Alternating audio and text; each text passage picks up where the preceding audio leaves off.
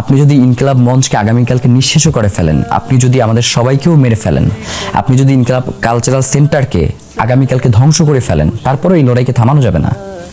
কারণ আমাদের পূর্বপুরুষরা শত সহস্র বছর আজাদির জন্য লড়াই করেছে, এবং আমাদের সামনে যারা আসতেছে তারাও। আপনি ভাবেন যে ছোট ছোট বাচ্চাদের কাছে হাদি এখন হচ্ছে সুপার হিরো। সে হাদির ছবি আঁকতেছে, হাতের লেখা লিখতেছে, সেখানে হাদির গান গাইতেছে, স্কুলের প্রতিযোগিতায় সে হাদি হয়ে দাঁড়ায় যাইতেছে, বাবা মা সন্তানদেরকে হাদি করে গড়ে তুলতেছে।